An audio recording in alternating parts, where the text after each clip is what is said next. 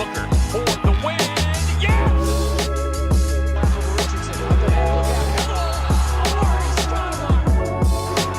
Booker, this is for the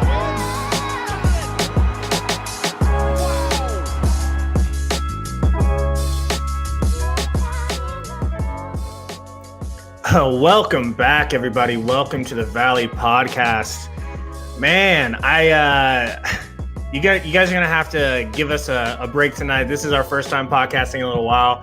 We've all been away from it. This break we all took advantage of, and man, tonight I'm just kind of flustered. I was worried tonight. I think the entire game I felt like we were gonna lose. Salty, can you believe we won this game? Can I believe it? Yeah, I can believe it because that's what winners do. You know, I mean, they're starting to show that I don't know, man. Top 10 defense, top 10 offense. They talked about on the Blazers broadcast. Shout out to the Blazers fans out in the chat. They talked about it. The Suns and the Utah Jazz are the only teams to be top 10 in both defense and offense, and the Jazz have the #1 record in the NBA, and the Suns are up there, right? So there comes a certain time where you are what you are. A lot of times in sports, you kind of figure that out if you're a contender or pretender. And I think that the Suns are showing what they are. And you guys know me, I'd say tap the brakes as much as possible, but eventually you just got to start believing in your shit, as they say, you know what I'm saying? Because the cream always rises to the top. Basically, no matter how much cups of coffee you pour in there, you're going to figure out what you are eventually. And stats don't lie. I'm an analytics guy. So basically, you either are going to be a good team or you're not. I mean, the pretenders show themselves eventually. I'm not saying that the Suns are going to win a championship this year. I'm not saying that. But stats don't lie. And good teams turn it on in the fourth quarter, and that's what the Suns have been doing a lot of these games. There's plenty of examples where they've gone down and they're almost like playing with these teams, and then once they turn on their defense, they push a button and it's over. You know, before you know it, they're up 10 or 12 or 14 in the fourth, and it's just over. So, Coach, were you scared this game? Did you have negative vibes? I had totally negative vibes all game. I had negative vibes due to the fact that we couldn't grab a damn rebound in the first half, man. Everybody was getting pushed around, and it wasn't just Ayton, as much as I want to go off on him. But that was what my worry was. I had a feeling the offense was going to do some things getting to the second half. I had a feeling we were going to make runs and we were going to play defense like we usually do. The stat that I found interesting was in the first quarter, we scored 30 points, second 30. The third quarter, we scored 30 points. And the fourth quarter, 37. And we won by 6. So we were able to turn some things around. Booker got hot when he needed to. More and ones than I think we've gotten in any other game before. I think I can't think of another game we've gotten this many and ones. And then our defense just turned it on, man. As well as Portland finally starting to miss some shots. They were lights out in the first, and then we came back, closed it out in the second half to tie it. Came back in the beginning of the third, and I was like, okay, this is where they're going to start going on a lull, and they didn't. They just kept pushing it. They went up by 11, maybe 10, and the Suns just in Phoenix Suns fashion, man, doesn't matter. They didn't give up. They just kept pushing, kept chugging. They got to the fourth quarter. They clamped down when they needed to, and they got 2 or 3 fast break steals for layups, just nice, easy hoops there. So it's just a typical Phoenix Suns game at this point, right?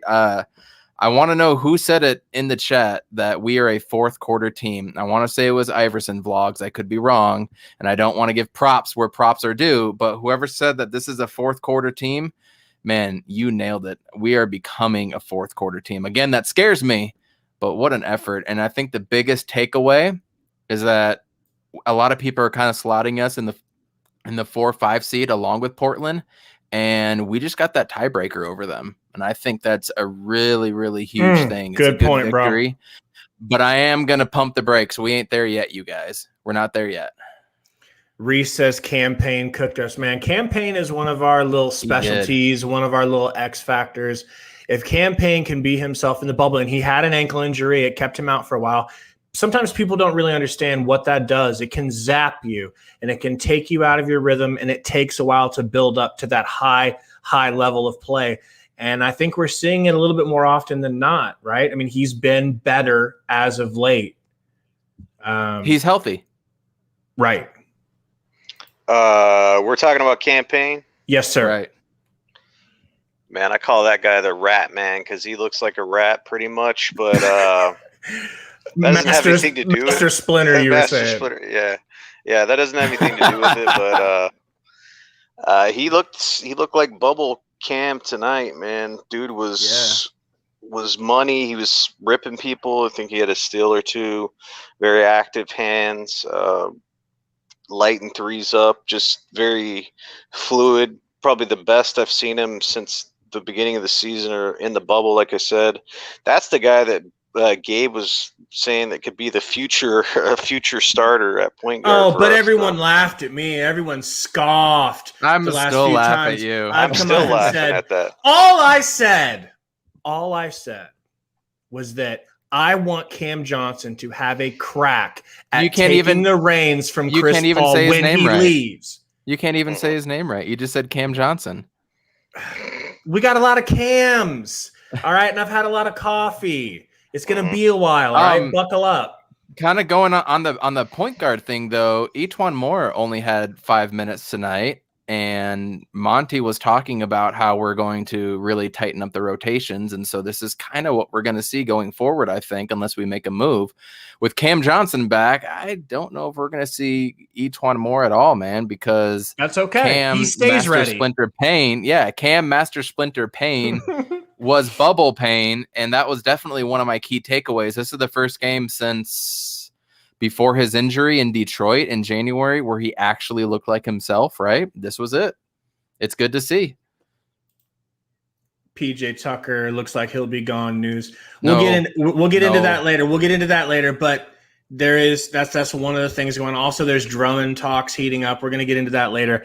I just wanted to say, you guys, I mean, my assessment of this game was the Blazers were they remembered what we did to them, right? They remembered that 32-point win we put on them, and they were not happy about it. Carmelo looked like he was playing back in college. He looked like he was in Syracuse, not offensively, but the way he was hustling for the ball.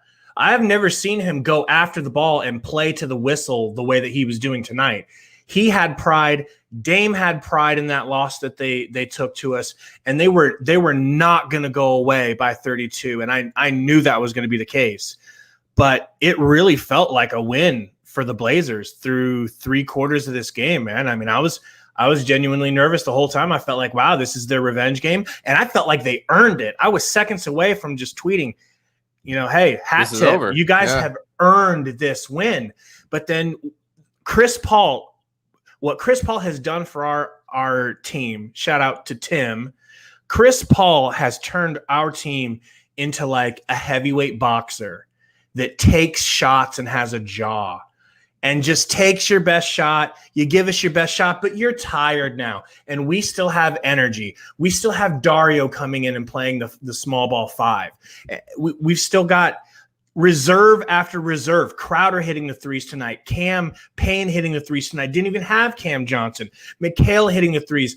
Everyone was on tonight when it mattered, the fourth quarter. And that's because of Chris Paul. I don't think it's because of anyone but Chris Paul. A little bit of Devin Booker, but that's Chris Paul's DNA, I think. That's his stamp on this team. What do you think, Salt? Man, they're both good. They're both all-stars for a reason. And Devin Booker was looking like Kobe. I swear to God, dude. I told you. You remember back when Devin was like in his second year, and I was telling you that he reminded me of Kobe, the way he was like doing his shit, like the way he was shooting and his mid-range and stuff like that from that perspective. Do you remember that? Yes. I don't know, man. I don't know if he watched a lot of – obviously he watched a lot of Kobe Bryant when he's fashioning his game torching after the him. Suns. Yeah, and then the Be Legendary stuff with him. Like, I just see him evolving his game, like the more cutthroat with his shots, like he had a 3 late in the fourth, was just money. He's attacking the rim. They said a stat on the Blazers broadcast again that I guess his free throw attempts are down this year compared to last year, and his free throw percentage is down. That's because he was shooting like ass from the free throw line in the beginning of the year, and he was doing it so well last year. So he's attacking the rim. He's got that look to him, and it's just perennial all-star. Bump it up to superstar eventually. It's like where Dame is right now. Damian Lillard's a bona fide superstar. I think that Booker's on his way to that threshold if he keeps going the way he is. And our team is obviously, it's just like you can ask, is CP3 the most valuable player? Yeah, I would say obviously, because we had Booker last year and we weren't doing this kind of stuff. But there's a lot of things that go into changing the culture environment of the team, and I think they're both just as important. Like when Booker banged his knee, I was like, damn, I was cringing, because you don't want to lose Booker, you don't want to lose anybody, because they're very important, but we're so deep. Those two are very important. Those are those are your stars. So yeah, I think both of them. I can't say I want one or the other to be more important, so I want to ask you guys a question that I'm gonna ask the Blazers Uprise. So for anybody in the chat, man, first of all, we want to shout you guys out. Iverson, what's up? Burner account Roy, Charles, constantly chiding me about being a fake fan. It's all love. Gabe Martinez, of course. Sons Woj, aka Sons Jesus, aka Sons Geek. We got Reese from Blazers Uprise fandom. What's going on, man? Alpha Drew, what's up? Okay, so I'm going to ask them because they kind of scoffed at me. Not them, but in the chat, I was scoffed at the first time I talked to them. I was saying that I think it's pretty fair to say that Dame is better than Book. And they're like, well, of course he's better than Book. So what I want to know is how much better? How much better than Book? So, Coach, how much better do you think Dame is than Book? And I'm going to ask these guys. By the way, guys, we are going to attempt the best that we can to pull off a dual stream where those guys hop into our platform here, and we're also with them on what is it? What are we using? AOL AIM? AOL AIM Skype. We're using Skype. Yeah. So man. if we can get that to work out, then it's going to be pretty fun. And they're gonna DM me, and we're gonna join with them. So please stick around for that. But Coach, how much better do you think Dame is than Booker, if at all? That is an interesting question. I don't know if I was prepared to answer that, but I think in a guard-heavy league, and especially at the point guard position, I do think he's better. Head above heels better. Like, he's a better shooter. He's a better one-on-one player, especially when it comes to shooting. When it comes to getting every single shot off that you can, whether you're back to the basket or at the free throw line or in the short corner or going up to the elbow. I think I would give Book to the mid-range game every way, shape, or form. When it comes to a layup package, I would give that to Dame. When it comes to handles, I would give that to Dame. When it comes to playmaking and making your other players better, I might give that slightly to Book. But I also don't. Why you always lying? Why? I don't.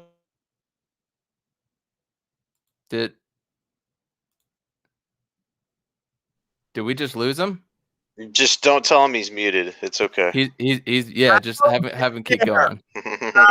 There, I was just saying, I'm not ready to say that Book is a better playmaker than Dame just yet. I said playmaker. No, hold on. You didn't even let me finish. I said playmaker and making your other players better. As I said, I don't watch Dame as much as I watch Book. Book's playmaking this year, when Chris Paul is out and he has the ball in his hands, He is a far superior playmaker this year than he was last year. That cannot be understated. With what he did this game when Chris Paul was on the bench was incredible. I see Dame going one-on-one with step-back threes, popping it at half court, or he's going all the way downtown and everybody's eyeing on him so he can pass to someone wide open. You understand? I'm with Reese. He says Dame's an elite playmaker. Dame's a better shooter. Dame has better handles. Dame has better layup package. Dame has better free throws. Dame has done it in the playoffs. Booker has the mid-range game and can score anywhere, and I think Booker is a slightly like a 0.1 tick better at playmaking. Okay, and Salty, I'm definitely going to turn this over to you. But let's just say, if you were in charge of 2K's overall rankings 1 through 100, Wait, are we going to talk about? Are we going to talk about defense with them? I'm just saying. That is counted. That is factored into it. Who do you got? Yeah, talk about it. Do defense. I mean, defensively, man, I think Book's on-ball defense has grown strides throughout the season. I mean, we saw it today. He's actually getting down in position and wants to guard people. When it comes to Dame, I'm just going to go off of what the Blazers Uprising said and what they all said in the chat and what I've read, because I don't watch him as much, is that it's a problem with Dame. He doesn't want to play defense. It's a problem. I am curious to hear them after tonight's game and what they thought of it. But if we're going on ball, I'd probably take Book. Off ball, I would probably take the smarts of Dame. Does that make sense? Yeah. Salty, what do you think? So this is a weird question to me because they played two different positions. It'd be kind of like asking me, hey, who's better, Devin Booker or the Greek Freak? You know what I'm saying? Not as different. I mean, they're both guards. Backcourt. Yeah, but I love Dame, so I don't want to slander his name or whatever. And the same with Book. But when was Book drafted? What year? 14 or 15? Dame was drafted 2012, so he's obviously got more time in the league. I thought Book was 13. Somebody correct us in the chat, please. 13? No. I thought he's been in the league for a while. It's just shocking that he's been in the league for a while. No, 2015. They're saying 15. They're saying 15. Yeah, so Dame has 3 years on him, right? So where would Booker's game be in 3 years if he's on this trajectory? Because that's really what you got to talk about. Booker, 2-time All-Star. How many time All-Star is Damian Lillard, right? Almost every year he's been in the league. So I think from this perspective, what you're trying to figure out right now, Damian Lillard clearly is a better player. He's on superstar level without a doubt. There's a lot of people that would take him. He's done playoffs, all that other shit, but from a Devin Booker perspective, he still has room to. His ceiling is not. He's not hit his ceiling yet. I think Damian Lillard is what he is right now. You know what I'm saying? Which is good. It's a superstar. But what you're saying is his defense is suspect. I mean, Reese is even saying it. I mean, the Blazers fans are saying it in our chat. His defense is awful, and he falls asleep. All right, so Devin Booker is not a world beater at defense, but he's stepping his game up, right? So potentially Devin Booker could be better at defense. He could get better at other things. I feel like his ceiling hasn't been met. It's not even close to his ceiling. That's the thing. He's only starting to realize his potential. So from that standpoint, now if I was who would I take? I'd like both of them, and I've said this before. I'd love to have a team with Damian Lillard and Booker on it. If I was a GM, I'd try to make that happen because I like Damian Lillard because he went to bat for Booker, and I just think that they'd play off of each other extremely well. But that's neither here nor there. But if I was starting a team for the next 10 years, I would. Man, it's a hard thing because one's a little bit older, but you don't know how far the ceiling is for Booker. They're just really good players, man.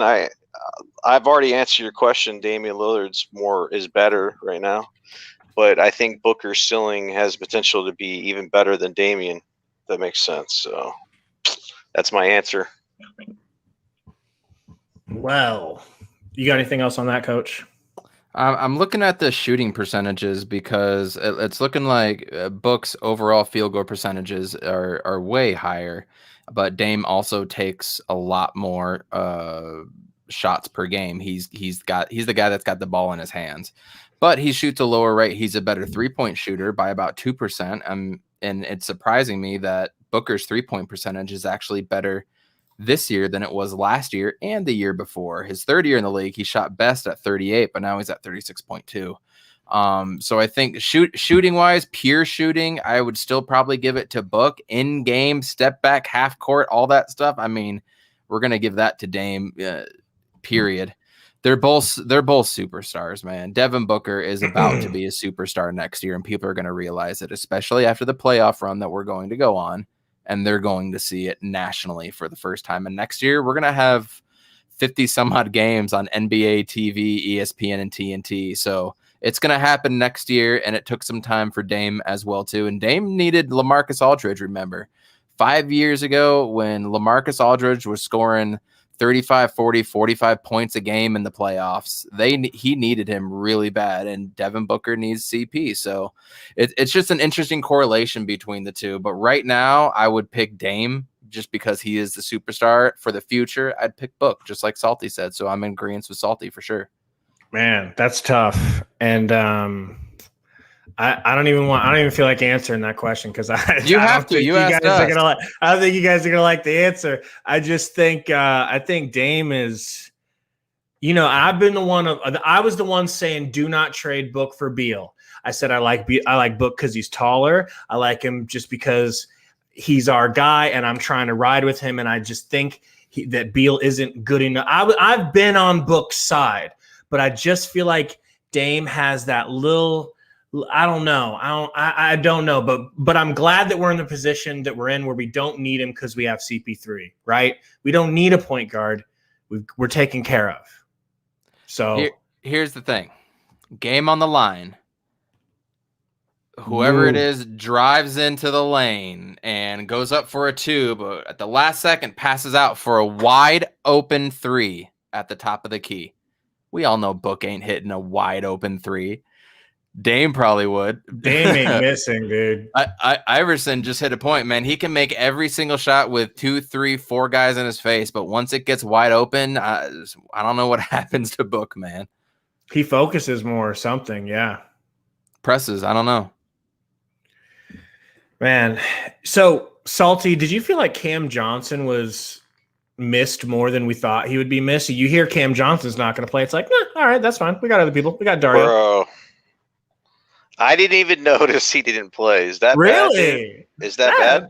Yeah. No, that's a good thing. Bro, like I watched the game. I tuned in late because I had a podcast I was doing. And then I missed the first quarter, but it did cross my mind once that he didn't play. So you could take that out as it is. But I didn't think about it. I didn't think about how deep we are. Where is Cam Johnson? I miss him so much. He's a great player. I love having him, but I didn't think about that once, dude. And I like Cam. I like Cam Johnson, dude. So that just speaks to the depth on the team. It's like DeAndre Ayton. He seemed like he was engaged this game. Doesn't play the fourth quarter or whatever. I'm like, what? And it doesn't matter really because we do our thing, right? Campaign stepping it up, and he wasn't playing well, and Moore gets less minutes, but it doesn't really matter. And Frank Kaminsky's airballing threes, and he's still starting, and it doesn't matter. You know what I'm saying? Like, but so that's my answer. I did not notice that he was not playing. Monty definitely pulled a few rabbits out of the hat because at one point Chris Paul and Devin Booker were like 8 for 22 or something like that. And then Book just kind of took over and he did whatever he wanted and finished with 35 on the game. Crowder, okay, check this out. For the 3-point shooters coming off the bench, Crowder was 3 for 5. Nader was 1 for 1. Campaign was 3 for 3. Dario was 0 for 2, and Etuan Moore was 0 for 1. That last second one at the end of the first half. We know that Dario's going to hit a few, so I'm not too worried about that. Coach, Dario played a hell of a game. What? Coach, when Nader shot that 3, I swear to God, I yelled out, please, just once, and it went in. And Bro, I mean, I'm completely won over by Man, Nader. he's- Everybody knows it, bro. Go ahead. Yep, facts on Nader. Way better defensive Yeah. player. I mean, he was able to stay stride for stride with Dame. Mikal Bridges just doesn't have the foot speed. He has the length to make up for it, but he doesn't have the foot speed. And you saw him getting beat a few times, but there was help there. Nader's able to stay stride for stride with him and make it contested or make him pass out. It's just astounding to me. You're right. The curb of this team from Langston Galloway playing to Javon Carter playing to now they're not even playing to Nader coming in. If James Jones isn't GM of the year, dude, then it's a shame. We riot. I mean, we storm the Capitol, JK, but you get the idea. It's like Storm the NBA Capitol. There's no reason for it. The fact that Nader is working in here and we're not even playing Galloway, we're not even playing Etuan anymore, dude. Our team is stacked. So Yeah, the chat's talking about that we're lucky to have Monty, and I agree, man. Yeah. I remember clear as day him picking us over the Lakers or whatever. When that went down, I was like, holy shit, man. Because we didn't know how good of a coach he was going to be at that time, but it was between us and the Lakers, and he chose us for whatever reason. Then they went a different route. So, it's extreme luck that you can get a baller coach like that, because the fact that he can change the culture that has been a cesspool for 10 years and return us to prominence, and the fact that he can teach defense on this team, which has never happened on any Suns team for record, and the fact that he could put one of our team's top 10 offense and defense and be not just a one-trick pony like we've always been. Yeah, man. Monty Williams, give him a 10-year extension while you're at it. Give him the keys to the car. I mean, if he's not coach of the year, I know Quinn Snyder's doing good, but the Jazz were in the playoffs last year. They had everybody coming back. They added Derek Favors, and that was it.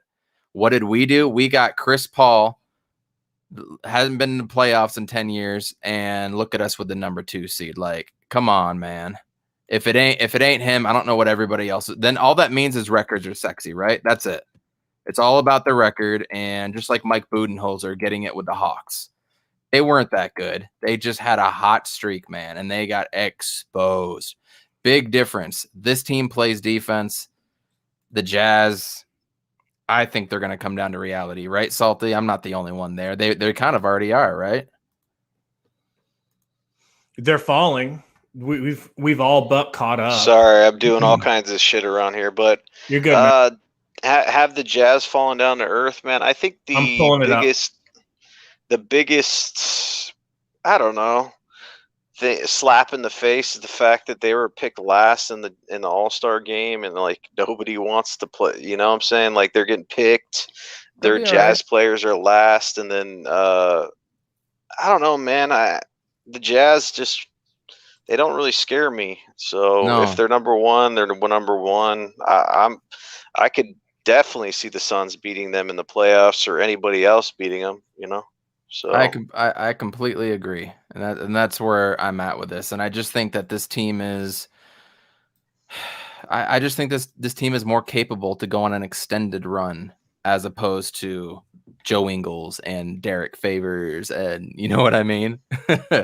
So I can't wait to play them again. But Monty, we're very fortunate to have Monty. It's been an amazing experience these last 2 years to see the growth of the 0.5 offense, which is still not talked about enough in my mind.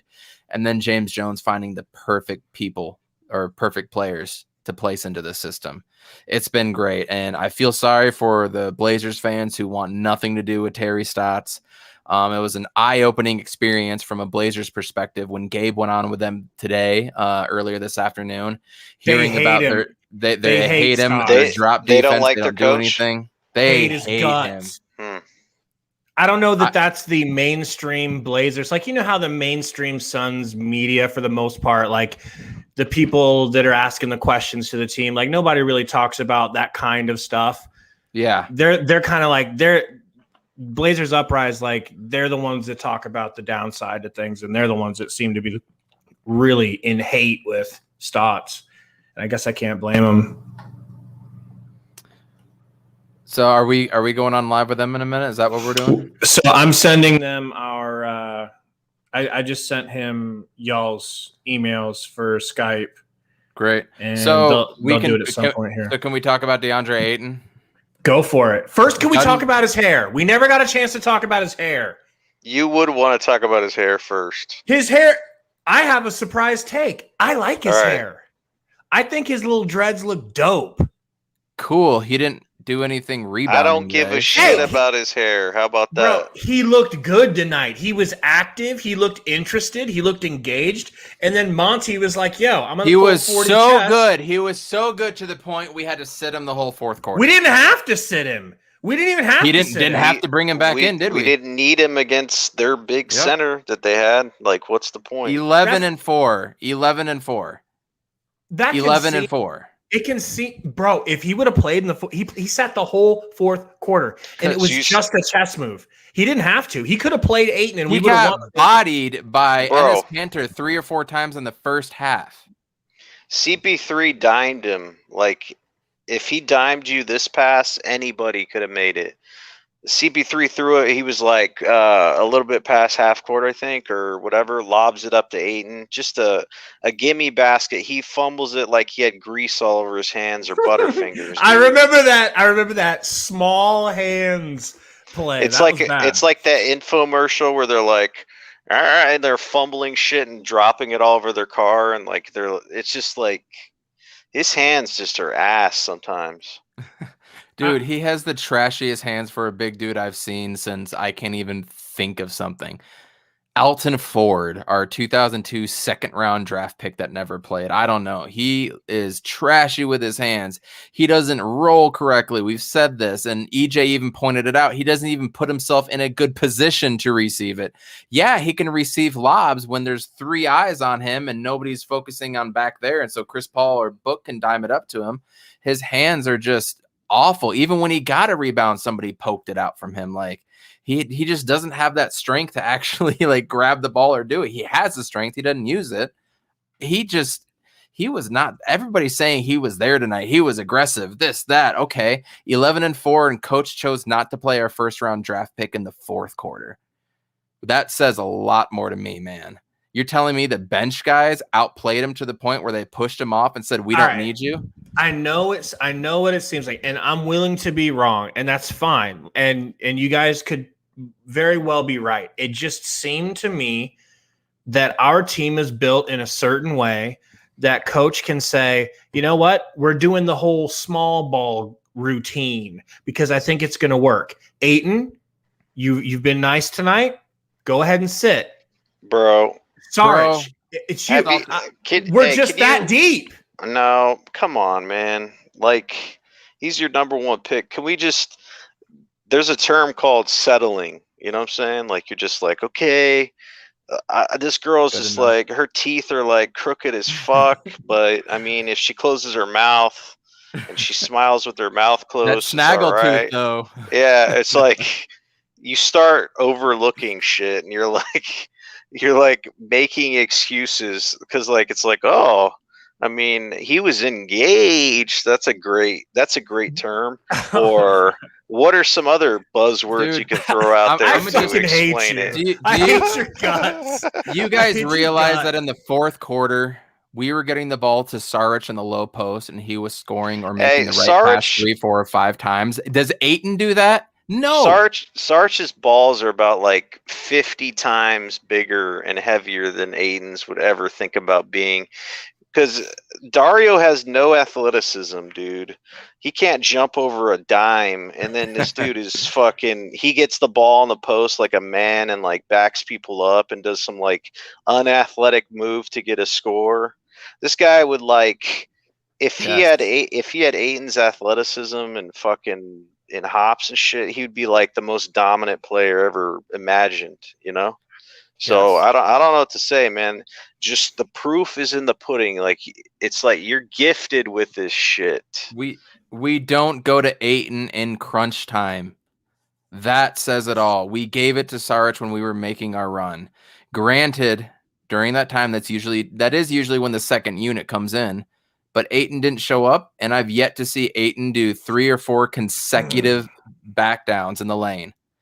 You're right. In crunch time. They put Saric in when they want to run that offense. They were literally running the offense through Saric, bro. Like something that we will never do effectively through Ayton, and that just speaks volumes to like why I'm not going to talk about it anymore because it will make me frustrated. But the fact that we're just settling for Snaggletooth Ayton, dude, come on, man, come on. So we are moments away, everyone, from joining our stream with Blazers Uprise. Tori just DM'd me and asked if we're ready, so I'm expecting us to get a Skype call. Hopefully before we do, I can get this comment in. So my buddy Gary the Spurs fan over here, texted me during the game and said, and this is when the Suns were losing, and he said, you guys, the 3-point shot is going to be the death of you guys in the playoffs. And then he said, I could be wrong, blah, blah, blah. So, Gary, how did you feel watching the rest of that game unfold and the Suns stuffing up your yin-yang? We're getting a call. All right. Let's see who's all in here. So I know Salty's Sorry. Go ahead. You're good. I'm going to send you guys a StreamYard invite, and we're going to have to figure out how to mute what so that we're not like, Yeah. It's easy. It's super easy. You don't even have to like join anything or anything. It'll just, it's just a link. It'll be easy. Yep. We'll see if it works. If not, it's okay. We're trying our best, y'all. We're trying our best to bring you as much content as possible. So hang out with us 1 second. Man, thank you. It did not feel like it was going to be a win. Really, at any point in that entire call, it did not, or in that game, it did not feel like it was going to be a win. Not. For you, really?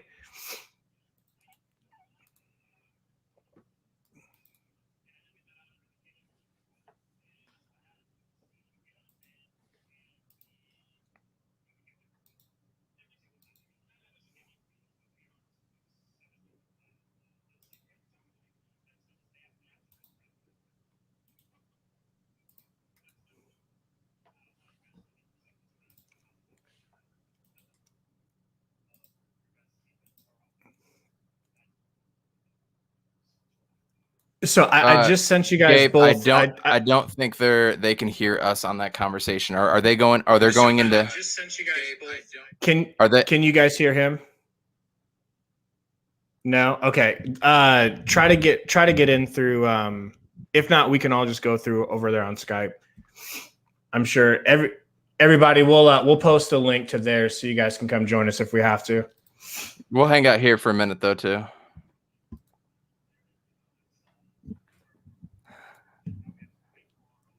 Oh my gosh, are they boycotting because of the loss?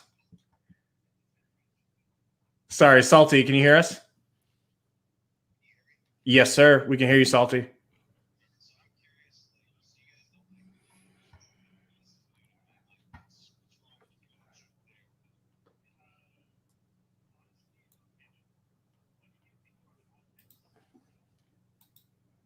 Whew.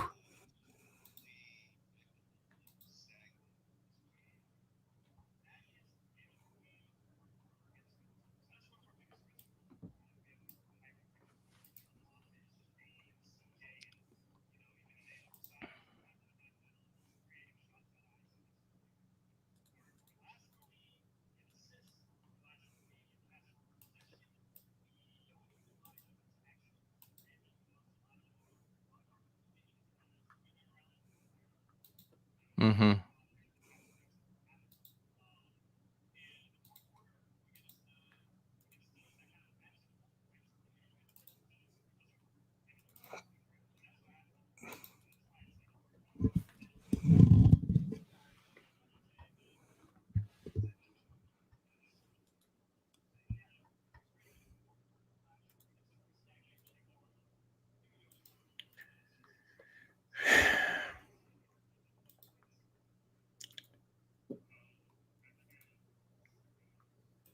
It's not letting you in. Oh, okay. That makes perfect sense. I'm willing to hop over. Do you want to just hop over, Coach Evan? Sure.